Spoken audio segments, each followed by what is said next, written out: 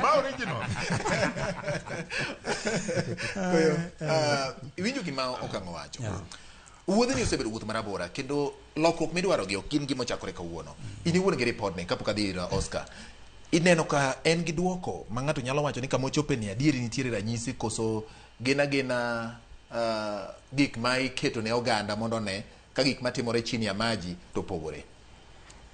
Mokwongo an ing'e ni atemo ng'iyo kang'o gi angoch tiang'. Okay. Obwoga kawuono nikech ndalo mane wan kode Azimio. Yes. To nowuoyi maber. Tinde tayudo kaka olokore matin. Ing'e ni jo broad based government gik mineno ne gitimo mane giwacho ni kani 10 point agenda maga kande kalongolongo mag galo pach japiny. Magi gik manowach ka Raila Odinga pod ne nitiere gik magitimo sani. Yes. Gik mineno ne gi launch KICC ka maga kande kalongolongo mar galo pach japiny. Okang'o ng'eyo maber iwinjo kotemo kelo ni history. Ing'e ni kisomo the 10 point agenda no in entirety ete almost atamalo 99 nowuok e report par NADCO. Tiyudo ka sani endi nyaka nokang'o donje broad based government ni dhoge magi piako bith kawembe lakini adieri to thuini mana kochumi lo. Gimomiyo wacho kama endi okang'. Ere kaka inyalo wacho sani ing'e maber ni migosi Raila Amolo Odinga Nyasaye oket chunye kamoko. Ne en jatelo mano ong'eyo gima ber ni article 37 nokodwar ga ng'ama interfere godo. Wach mar freedom of assembly. Kama wabete kar kani unu jofwambo gi keyo. Usebedo kunyisowa ka ji dhi e bura mar political rallies tidiemo jiradam. Podi goyo nyaka nyocha kar ka jomoko notho Kakamega, jomoko ne polo Kitengela, nyoka nyocho. Anyalo pogora gi Gachagua e paro, anyalo pogora gi Kalonzo Geni e paro. Lakini ok oyie ni keyo jogo ma ogudore kamoro mondo wach pachgi yo ma siasa. Nyaka sani ni mano be gimidwaro ni mondo nyaka dhi lune chik moro ni mondo ikakete tim mondo polisi owegore gi ji. Okang'o bedo kar ka owacho ni kaka sani indi gise achieve weche mag fighting corruption. Ing'e ni penyo ni to kare wadake Kenya man. Wang'e maber ni sama owueni indi king'iyo report mar janon buge Auditor General to ywak ni pesa wa modhuro iyake counties, pesa wa modhuro iyake national government to teka ni nyalo shout to tam ng'ama muli koro onge. Nyiso ni mano kodi luogi musho moja. To sama wawueni 10 point agenda kachacha. Ing'e ni migosi Raila Amolo Odinga was very passionate. Yani no hero kabisa ni mondo Kenya wabed governed ni constitutionalism and through the rule of law. Rule of law nindo ka sani endi en magimindus ni mana matin kalore gi thuma iniwero. Sama uweni ndi bati jo broad based government mani no ka kone launch which mag 10 point agenda. Ging'eyo maber ni sani endi kaka ja osiepna ni ndi wacho ni gise identify kidwa ng'e ni kata gichanganyika gise identify magise keto nyaka tenge billion 2. Penjo na en achiel. It is 2.2 billion. 2.2 billion. Ginne ging'eyo nade nikech dono chungu gini. Ginne ging'eyo nade ni 2.2 billion endi oromo chulo jok manohinyore duto gi jok ma ngimagi nolal. Ginne ging'eyo nade ni tielo adi manokethore madwaro 10,000 to lwedo adi manochot madwaro 5,000 each to which adi manochot to ji adi manonegi.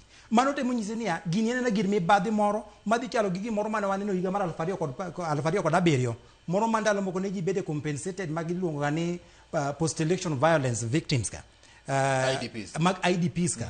Iro ka IDPs chande macha keno duo kelo gik maluongo ni village millionaires nikech nyaka sama wawueni an abwok kane 10 point agenda committee mar ji abich giwuondo ker ni sani ndi duol mar IPOA kaachiel kod Kenya National Human Rights Commission ni no se identify parameters mane giseng'eyo nyaka ni jedi mondo bedo compensated. Chieng' mane IPOA bati indalau isiwinjo kata dio IPOA beno bide gweng'u mopenjo uni bati ji adi ma gweng'u man gi chandruok ni to ji adi mano hinyore post mandal mano mane wantiere. An kaka Omondi Koyoo jagoro maduong' ma National Liberal Party ne mongirore e duond bura mar Azimio okang'o ni dine wantiere godo kane wadhi mag maandamano. Ong'eyo maber ni kawuono kade beni migosi Raila Amolo Odinga nine ngima to gima no bedo launch KICC chande do tamore keto dowuok e broad based government. Anda kwayogi to mano gimulo kendo gi heshima ni gibed jo adieri ne gino mondo bed ne gitimo ne jopiny weche mag job creation mane gima ne waywago ni awa nyithindwa wuok e universities to kata kama gichwe lwetgi onge. Sani endi king'eyo weche mag job creation ni ka the only thing monyalo highlight ni weche mag nyota.